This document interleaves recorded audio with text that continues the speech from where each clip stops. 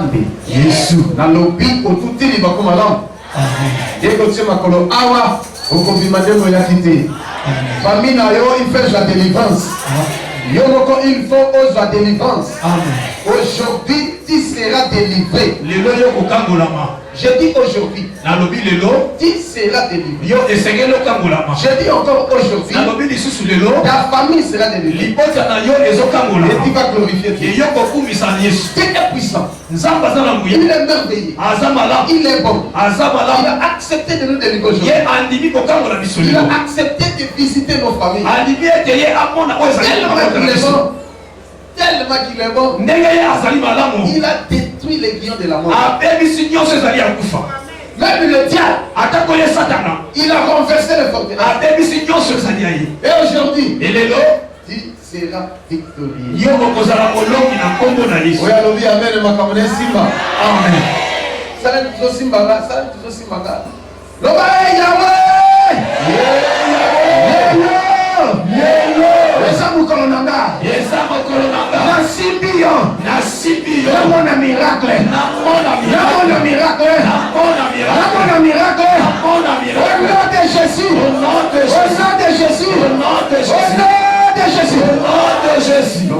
Amen. Amen. Amen. Amen. Amen. Acclamez, acclamez,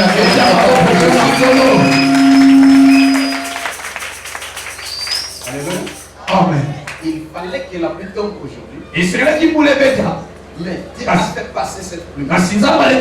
Comme il a permis qu'on se réunisse. C'est pour nous délivrer et nous guérir. Je dis et je répète, aujourd'hui c'est le jour de ta délivrance. Si tu dis amen, que la délivrance opère dans ta vie. Amen. Famille n'a pas signé. Tu as beaucoup souffert. Tu as rencontré plusieurs personnes. Ton problème, tu as relaté à plusieurs personnes. Mais parmi eux, il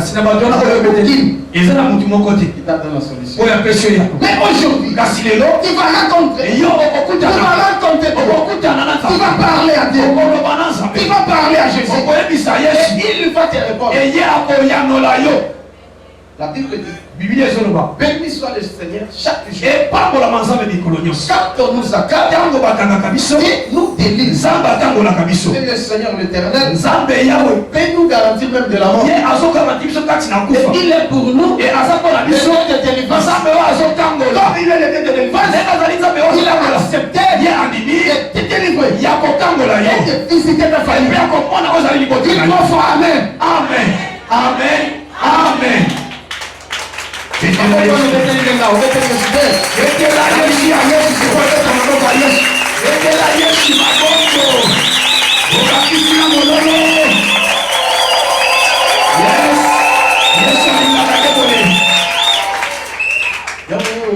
Yahweh nanga, yonde mosungi nanga, Bibikana kasena yo, Yahweh sana.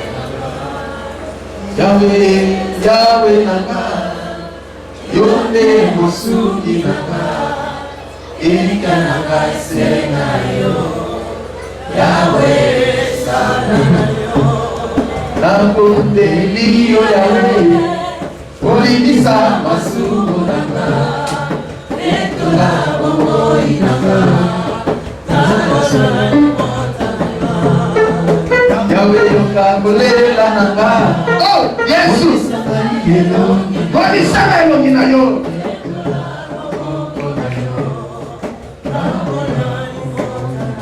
Nzambe asembola loboko na libota na yo. Amen. Nzambe asembola loboko na délivrer yo. Amen. Psaume chapitre 68, verset 7. Psaume chapitre 68, verset 7. Nous allons prier aujourd'hui. Nous allons prier pour tout le monde. Et tu vas témoigner. Psaume chapitre 68, le verset 7. Dieu donne une famille à ceux qui étaient abandonnés. Yes. Il délivre les captifs et les rend heureux. Amen. Les rebelles seuls habitent les lieux. Amen. Amen. Amen. C'est la parole du Seigneur. Il est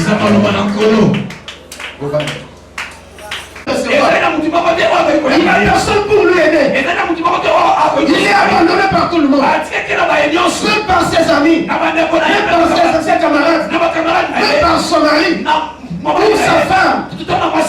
Mais Dieu va te récompenser. Dieu va te ramasser aujourd'hui. Parce que tu as participé dans ce truc. Dieu va te récompenser. Et il va agir. T'inquiète pas. Il est vivant. Dans le verset 6, la Bible dit il est le père des orphelins et le mari des veuves. Attends au fils mobile. Yes. Et que les autres familles mobile Dieu va se manifester. C'est lui le mari de veuve. Et le père des orphelins. Les défenseurs des opprimés. Qui dit ça? Il donne une famille à celui qui était abandonné. Moi qui vous parle, j'étais abandonné par la famille. Même la famille de mon père, même la famille de ma mère. Il m'avait abandonné. J'étais abandonné même par le pasteur. Même par les amis. Mais aujourd'hui, Dieu m'a ramassé. Il m'a fait du bien. Il te fera toi aussi. Il le fera dans ta famille. T'inquiète pas. Dieu est vivant. Il est là pour te réconforter. Pour te consoler. Dis trois fois Amen. Amen. Amen. Amen. Hey Yahweh. Hey Yahweh. Hey Yahweh. Le consolateur, le cœur brisé, le kotaka, le famille Masundola, le Kilebwaki, le Siango, le Pesango Valais, hey Yahweh, Pesanga Valais, Lelo, Anguna Nanga, Isika Bikauka,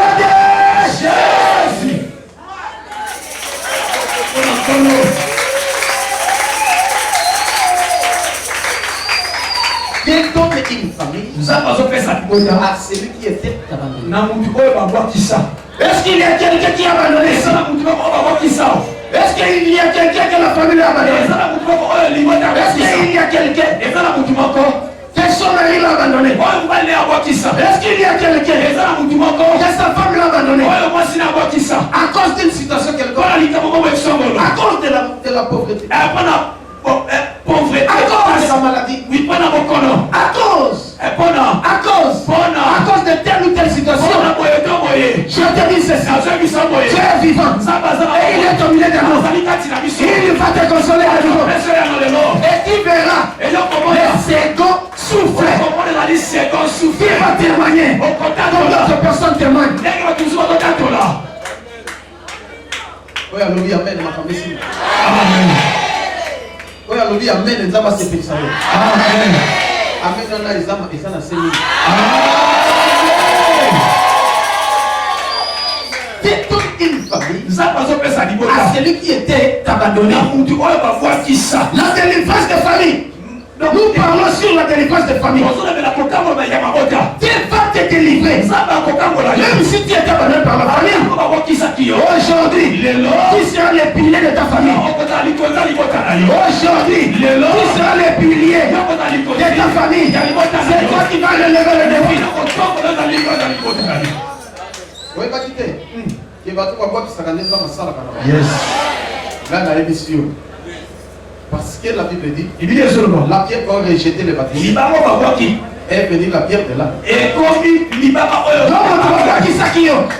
Même dans l'église, même ailleurs, même dans la société, même partout, même dans la famille, je dis et je répète, amen. Libanga nangai yatalo, libanga libanga nangai Yesu mokozi. Dieu donne une famille à celui qui était abandonné. Aujourd'hui, Dieu m'a donné une famille. Famille est seulement. Amen. Après cette famille, yes.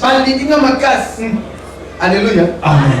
Alléluia. Amen. Papi Josué. Joshua. Oza mwana na biso. Amen. Josué lokola mwana. Yes. Ça m'a pèse biso yo. Amen. Josué dans la Bible nous dit Yesu ataba boyo, Yesu akopesa ba ndeko. Amen. Akopesa ba frère. Yes. Akopesa ba sœur. Amen. Akopesa ba maman. Amen. Akopesa ba papa. Amen. Na lingi bino mingi. Amen. Amen. Akotanga bango kombo mukolo mususu. Yes. Alléluia. Amen. Ça m'a pèse ba ndeko na États-Unis. Ça m'a pèse ba sœur na France. Yes. Ça m'a pèse na Londres, na Belgique. Yes. Na Pays-Bas, na Suisse. Yes. Ça m'a pas la vie. Amen. Je vous aime beaucoup. Ils ne me feront jamais du mal. Attends mon côté. Amen. Alléluia. Amen. Mais comme Souli, yes. Poison 4.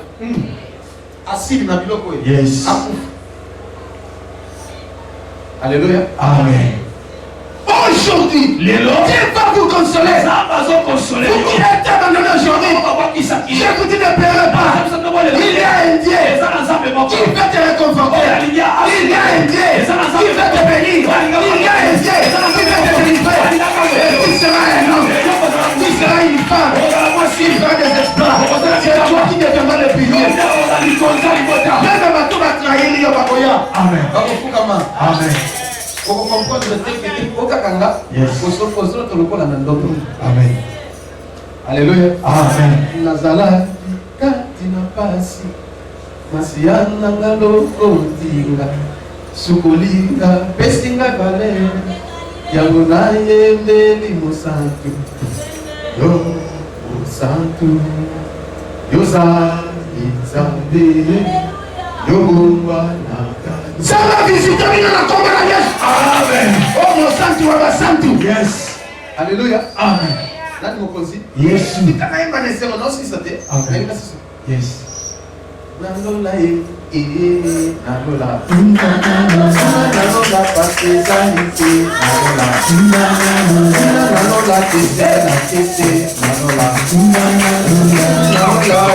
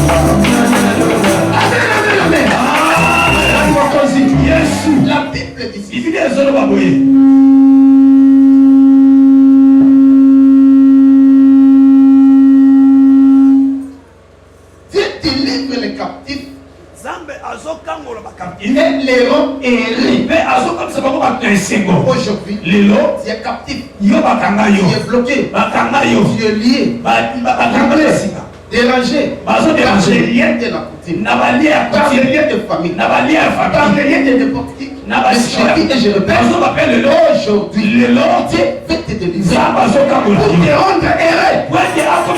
C'est ça la volonté de Dieu. Dieu veut que l'homme soit sauvé, qu'il vienne à la connaissance de la vérité.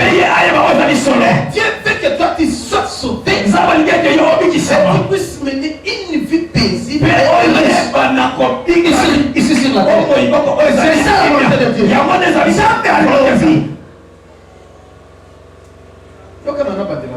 Yes.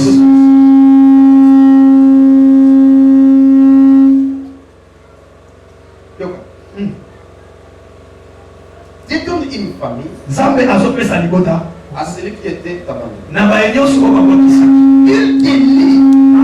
azali mzambi na yeye azali na kelinga sawa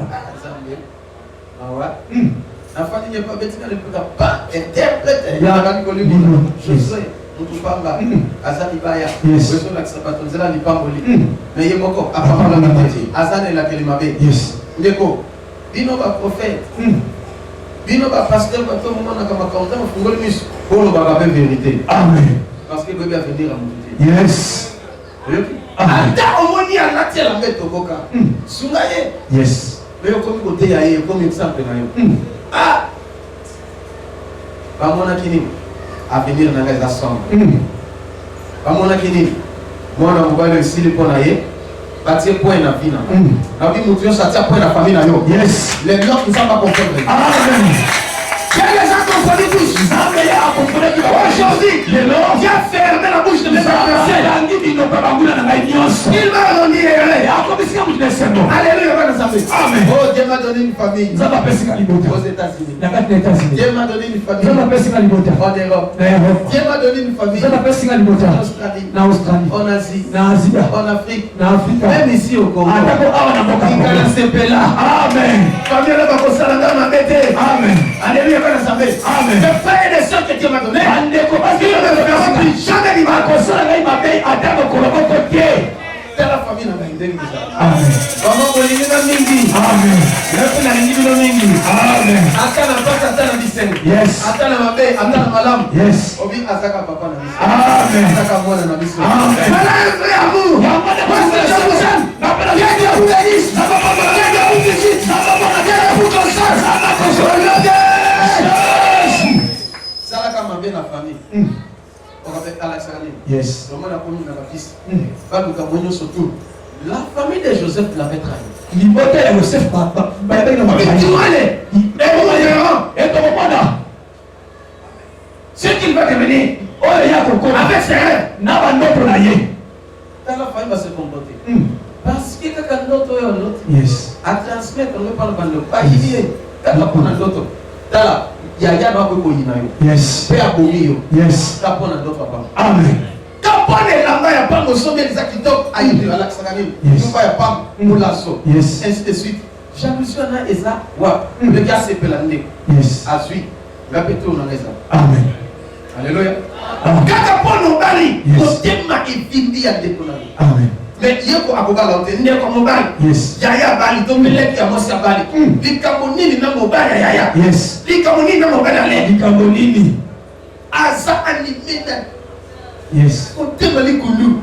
Voilà la sorcellerie. yango ezaki minoki Qui ne peut pas nous gagner moi. yes Ole monika ba. Yo go tout na ngai zali. amen Yo zoli ngane yo le kaye. yes Mais non, les époque na e. amen Alléluia. amen Tous ceux nous rencontrons plusieurs problèmes. tozomona makambo Mais ebele surtout dans la famille. kati na mabota Batoming va se jouer parce que leur famille est très mauvaise. mabota bango ezali mabe yango bakozoa Maman, yes jalousie. Hein, c'est. Et ça pour nous. yes Mais comment les a bloqués? Oh Dieu, je ne sais pas te dire. amen Dieu va te visiter. yes Et aujourd'hui, comme tu as foulé tes biens, ndeko ntina matabelo Dieu va te visiter. nzambe azomona yo Et comment c'est fait? amen Vous voyez, gars? Amen. Nous sommes pires, nous sommes hier, c'est mon zap. yes amen La vie, on t'aime, ça va être bien. yes Ça va, amen, amen. amen On va juste amen. amen Ça va être comme ça. Hey, Yahweh! Basinde sika basima kate. basinde esika basimaka te Basimiliswa nzambe. basimiliswa nzambe Sembe! Tabanguna nanga. etabanguna Sambi na yesu délivrance na kombo. amen Nani eza d'accord?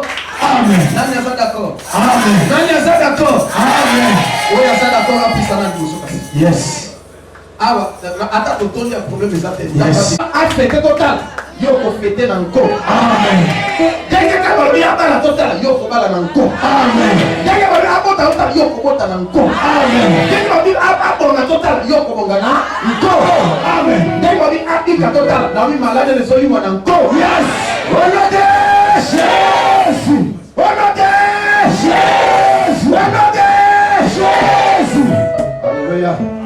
Ah, Yesu aza bien. amen Bazokaba biso na nzembo ndeko ozoyemba ozadore nzambe comme ça, pour prier. Et au moins, on va comme ça. Zamba Sani. Amen. Erreur, non, nous sommes ça, Zamba est passé encore. Amen. Zamba, Zamba Sani, il y a ça dans mon doigt. Alongoli ma belle à Yonioso. Yes. Alongoli ma somme à Yonioso. Amen. Ah, n'arrive pas qu'il y ait. Et ça là qui est beau son nom. Motona Mawao. Yesu alobaki na yete. Elema na yo petambola. Yes. Kanga litoko na yo pezoga mboka na yo. Mais avant de guérir, qu'est-ce que Jésus avait dit? Mon fils, tes péchés te sont pardonnés. Les pharisiens étaient scandalisés. Ils peuvent pardonner les péchés. Yes. Asabela sakola mawate. Asabela Maria lo sakote. Yes. Asabela te le côté. Yes. Mais à tout bénité, Jésus a demandé que tes péchés te soient pardonnés. Il peut pardonner les péchés. Aujourd'hui, tu seras délivré. Simplement confesser. Tu peux montrer la grandeur de l'amour de Jésus. Lui qui avait accepté de mourir. Lui qui avait accepté de laisser son trône de vie. Il a effectué un long voyage. Il a traversé plusieurs planètes. Jusqu'à arriver ici dans cette planète Terre. Pour te sauver. Il a accepté d'être martyr de verre. Son nom était devenu comme l'amour de la terre. Il était blessé. Plus qu'il est dans les vacances. Il avait porté la couronne d'épines à cause de toi. Il a accepté d'être cloué sur la croix. On a transpercé ses corps par une flèche. Et la flèche est allée jusqu'à blesser son cœur. Le sang était écoulé à cause de toi. Combien de fois Jésus t'aime? Tout le monde peut te condamner. Sauf le loi. Mais je ne te condamne pas. Et Jésus ne te condamne pas. Ferme tes yeux. Mokili oye boya kinga. Yes. Pona mabe na salaki. Kasi o Yesu yamba kinga. Olelise mabe nanga. Mokili oye boya kinga. Pona mabe na salaki. Kasi o Yesu yamba kinga. Olelise mabe nanga.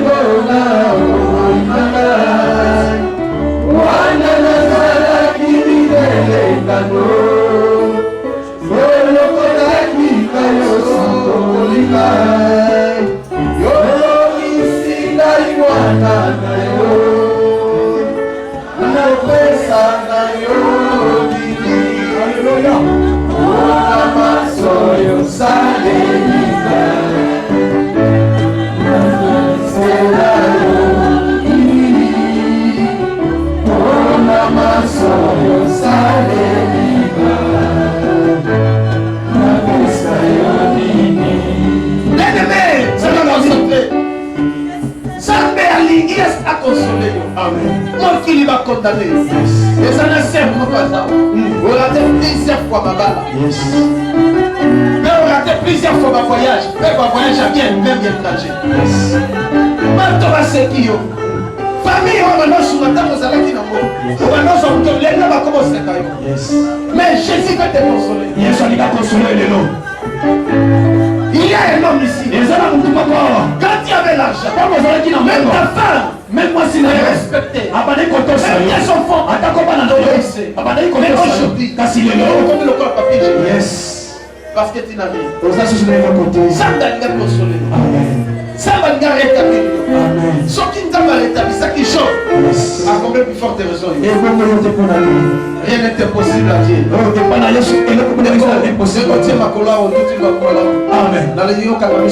Amen. Avant de te lever, c'est pas juste que j'en te dis. bazokamba biso na nzembo e oyembela nzembo na titi ya priere na nsima ndaka biso na bapriere mpe na nsima tobondeli mpona moto nyonso.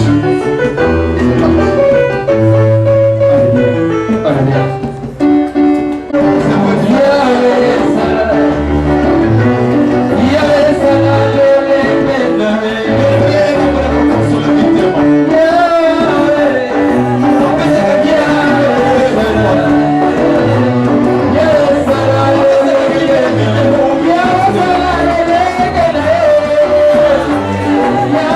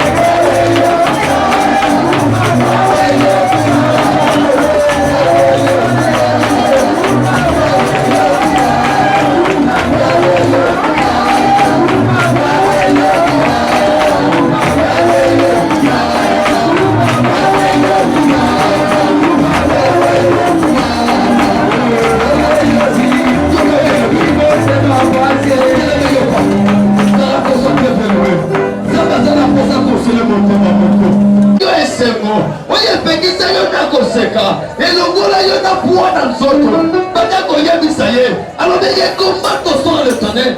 Fais-le l'éternel, il accomplira ce que ton cœur désire. Pendant qu'on présentait, il y a des bottes à l'ailleurs.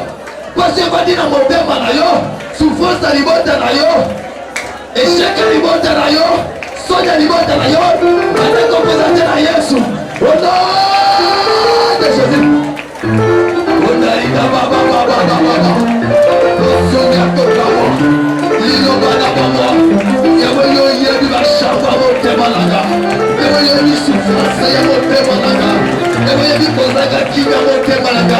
C'est à cause de cette famille. Ça va qu'il est tué. C'est à cause de cette famille. Ça va ça qu'il est pas bon. Ouais, ça qui me sac à bon. C'est à cause de cette famille. Ouais, papa, nous sommes les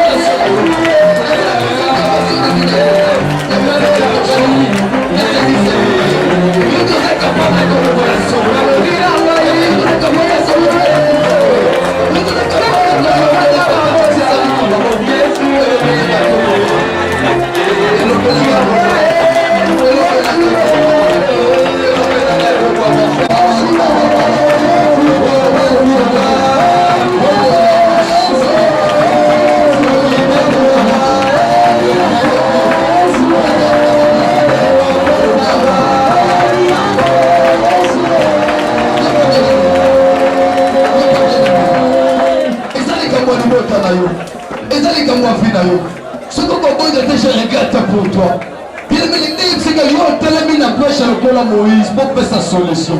On t'a mis le corps de Jésus pour faire sa solution. On t'a mis le corps de Jésus pour faire sa solution. On t'a mis le corps de Jésus pour faire sa solution. Puis des solutions, il y a les mots des épailles d'ailleurs.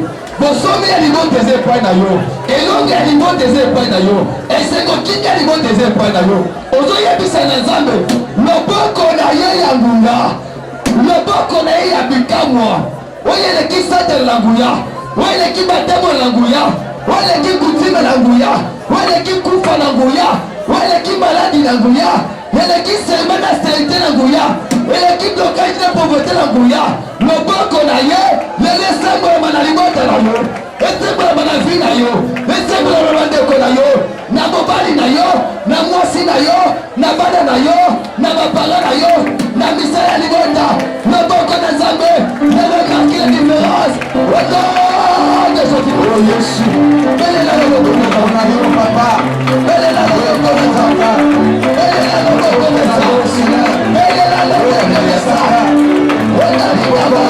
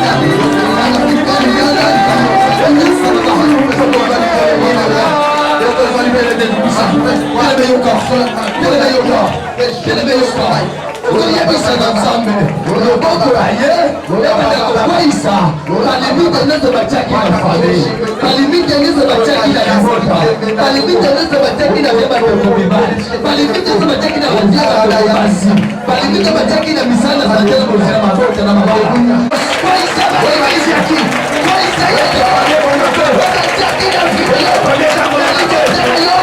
na yo na yo sante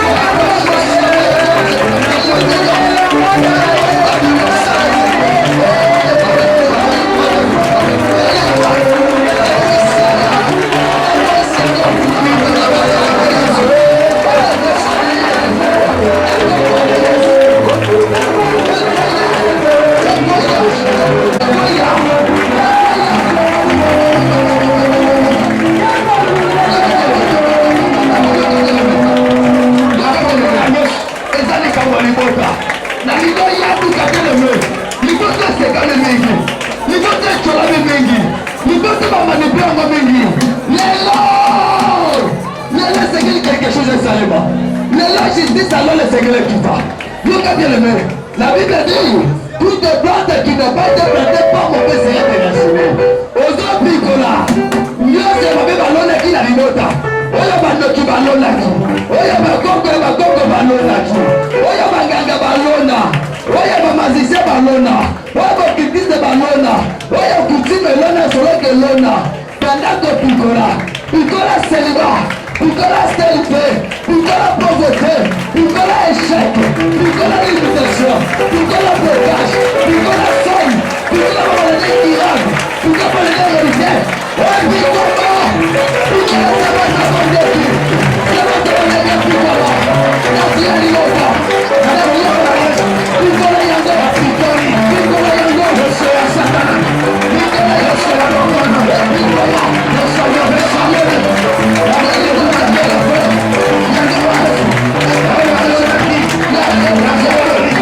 Yeah.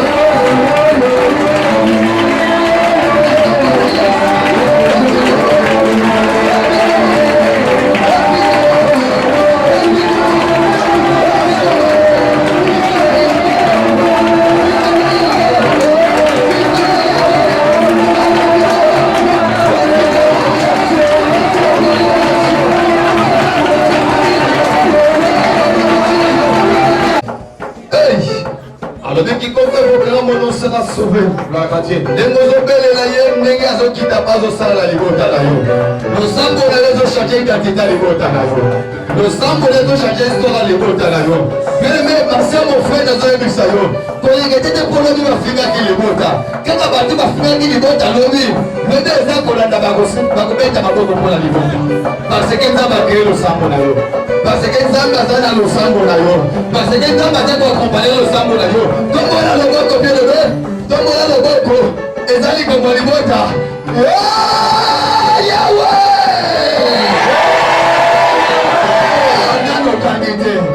Nando kangite mpona libota. Nzambe alingi oganga.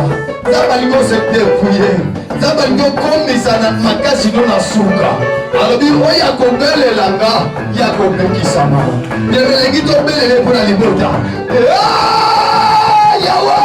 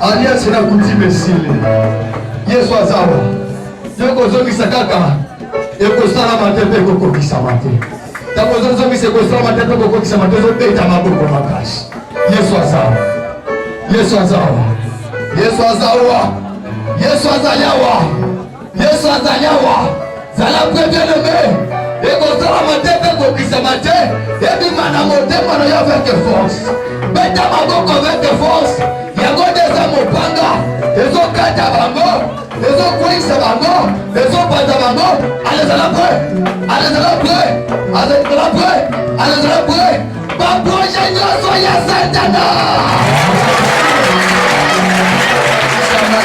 Ba projet nyoso ya Bakoki. Ba projet nyoso ya Kuti. Ba projet nyoso ya Bakuna. Ba projet nyoso ya ya bayini nyonso balengelaki na desambre nyonso balukaki mpona libota ya mabe balukaki mpona libota selima balonaki na libota okote balonaki na libota bamaladi balonaki na libota esheke balonaki na libota ekosalama te ekosalama te ekosalama te olimiti batiaki na libota yosamabe batiaki na libota yosamabe balonaki na libota ekokokisama te ekokokisama te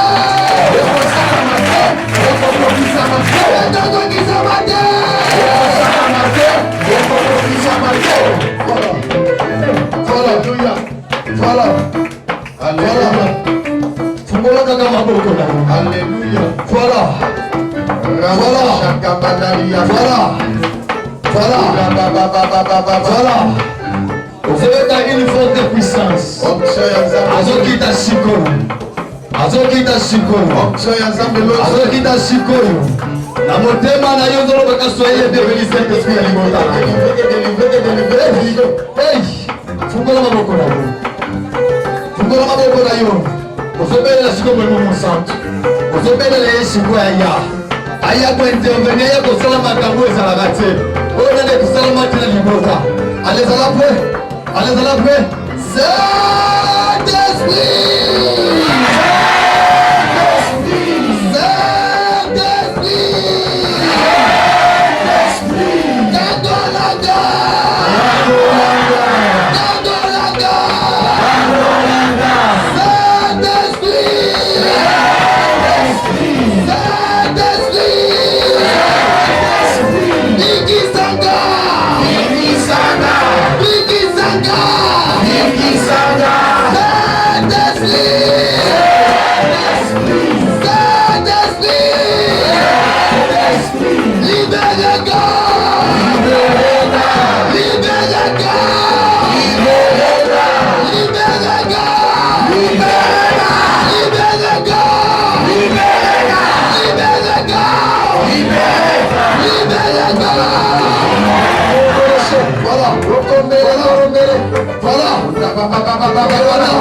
Alléluia, alléluia.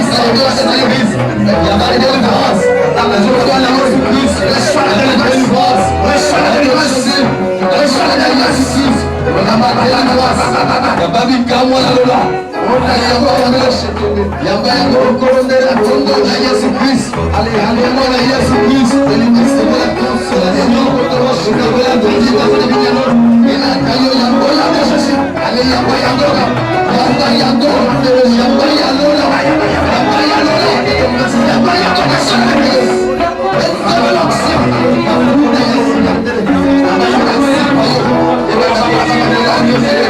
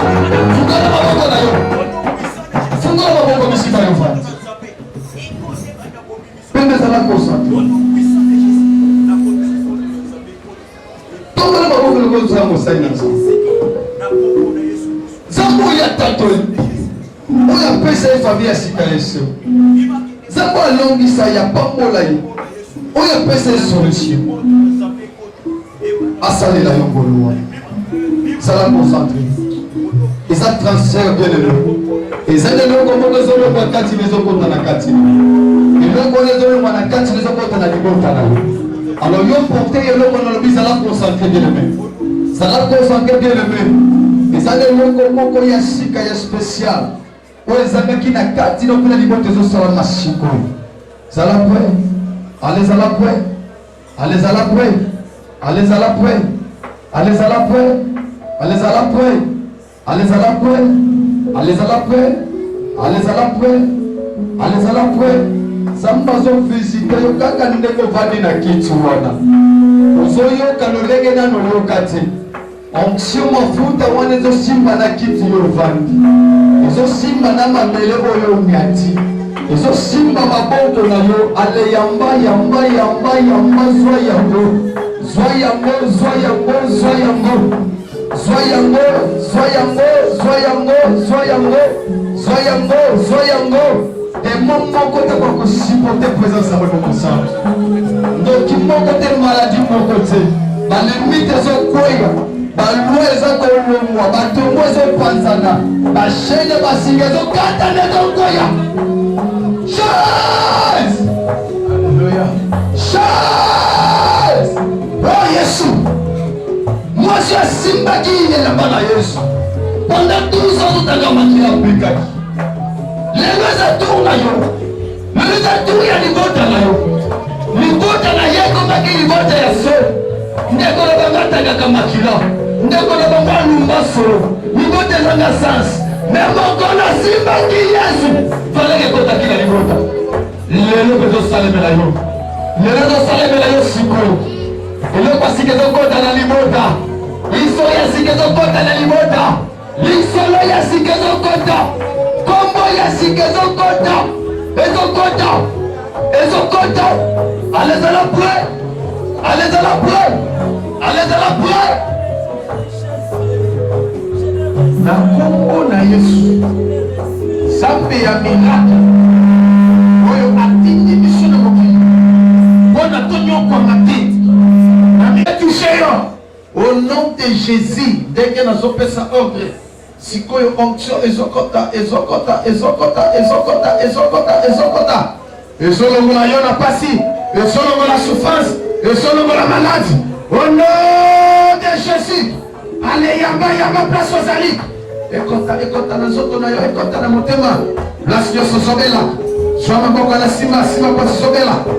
Kotori ya baba baba baba baba baba baba baba. Oh Yesu, na pesi ordre sikoyo, na nguya na Nzambe, na onction ya Nzambe, elata yo, elata yo, elata yo, elata yo, et toucher place aux malades, na maudire maladie wana na kombo na Yesu. Kateke guérison que zokota. Pena mimisi maladie wana zoto na yo sikoyo. Nazo sala kanai. Et pas la banguna. C'est que maladie wana bima, destination pas la banguna na yo. Na kombo na Yesu. Malédiction, blocage, freinage, mauvais sort, chômage, stérilité, célibat, pauvreté. Oui, l'attaque ils ont la yo. Oui, l'attaque famille na yo. Le nom est bimi. Mes destinations. Et pas une abandonna. D'accord, bon yes. Les consolateurs deviennent brisés. Allez, Kassikoyo, à consoler, à consoler, à consoler. A consoler, il y en a touché, il y en a touché, il y en a touché, il y en a touché, il y en a touché, il y en a touché. Allez, allez, allez, allez, allez, allez, allez, allez. Il a changé 5 yo yo yo yo yo. Allez, yama yama yama yama yama yama yama. Oh Yesu. Allez, allez, allez, allez, allez. Oh Yesu. Zambe na nguya, zambe na nguya. Yama imas. Yonda sakombere ya bodosho. Wondo sakombere ya mbere. Ils ont touché, ils ont touché, ils ont touché, ils ont touché. Le bon qu'on a ensemble, ils ont simba yo. Et quand t'as la famille là yo, et quand t'as la foyer là yo, et quand t'as la libota là yo, et quand t'as. Yamba, yamba, yamba, yamba. Oh Yesu. Onction Nzambe elata yo et délivrer famille na yo. Yunga sakombere baba. Allez yamba yamba yamba yamba yamba yamba. Et délivrer na bana na yo. Na bosu na yo. Et délivrer. Allez yamba yango. Baba. Oh Yesu. Yamba na yamba so simba. On la passe. Yamba yango. Baba. Oh Yesu. Oh Yesu. Oh Yesu, maladi wana yo kango lisusuté. Maladi wana yo kango lisusuté. Yonda ya baba. Ale yamba ifungula na badona yo. Efungula na kamuna yo. Efungula na bisiko. Ale yamba. Yamba. Oh Yesu, na kombo na Yesu. Onction ya Nzambe. Oye lati yo sikoyo. Oye sali na yo sikoyo. Ouais, continue à yo. Moto komisa zate. Kaka ndenge tolobiao. Ndenge peko salama. Ndenge tolobia pendenge salami. Na kombo na Yesu. Yo bela kamiso ngona kabiete simba miso.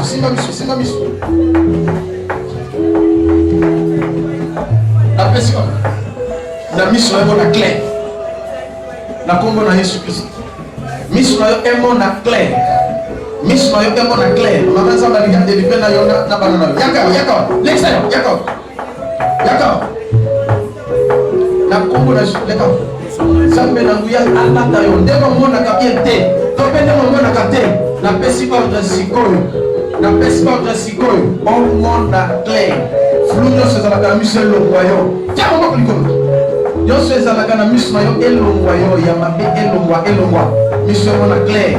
Et puis ndenge na pesi ordre sikoyo nayo nabana nayo